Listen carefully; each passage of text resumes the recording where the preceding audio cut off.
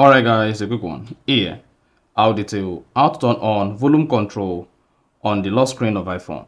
So if at the end of this you found this offer informative, please don't forget to like and then subscribe. Now the first thing you want to do is go ahead and open the settings app on your iPhone. On the settings page, scroll down, locate and click on accessibility. Now scroll down until you get to audio and visual and then click on that. Once selected audio and visual, locate always show volume control if this is disabled, and then go ahead and enable that.